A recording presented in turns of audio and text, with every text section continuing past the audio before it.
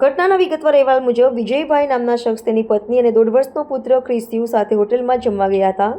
જમ્યા પછી બાળક હોટેલ પરિસરમાં રમતું હતું ત્યારે એકાએક તે નજીકના પાણીના પુલમાં પડી ગયો. માનવામાં આવે છે કે બાળક લગભગ 15 મિનિટ સુધી પાણીમાં જ રહ્યો, જે દરમિયાન કોઈએ ધ્યાન ન આપ્યું. આખરે જ્યારે બાળકને બહાર કાઢવામાં આવ્યો ત્યારે તેણે પ્રાણ છોડી દીધા હતા.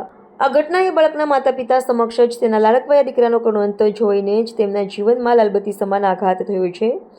આ ઘટનાની પોલીસે તપાસ શરૂ કરી છે. પાલ પોલીસે હોટલ માલિક અને સ્ટાફ વિરુદ્ધ બેદરકારી અને ગુનો નોંધ્યો છે. તપાસ હેઠળ હોટલ મેનેજમેન્ટ પર સ્વિમિંગ પુલની ફરતે યોગ્ય સલામતીની વ્યવસ્થા ન હોવા સહિતના આરોપો લગાવવામાં આવી શકે છે. પોલીસ અધિકારીઓએ જણાવ્યું હતું કે આ એક દુર્ભાગ્યપૂર્ણ ઘટના છે અને બાળકના મૃત્યુના કારણો અને સલામતી ધોરણોનું ઉલ્લંઘન થયું છે કે કેમ તેની સખત તપાસ ચાલી રહી છે. આ ગુનામાં જેનો પણ દોષ નીકળશે તેના વિરુદ્ધ કાયદેસર કાર્યવાહી કરવામાં આવશે.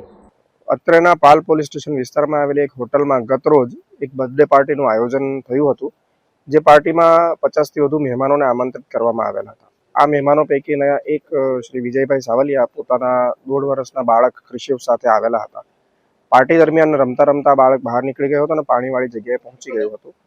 ત્યાં તે પાણીમાં પડી જતા અને તરતા ન આવડતું હોય તે બાળક ડૂબી ગયેલ હતું અને ડૂબી જવાથી મરણ ગયેલ.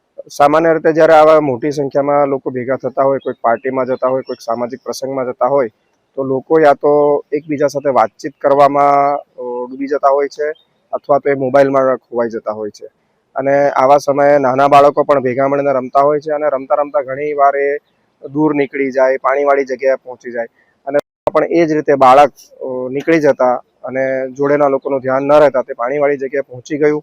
પાણીમાં એને જોઈને ઉત્સુકતા થઈ અને અંદર પડી જતા બાળકનું મૃત્યુ થાય છે અને ઘણા સમય પછી એની શોધખોળ કરે છે ત્યારે બાળક પાણીમાંથી મળી આવેલું દેખાય છે.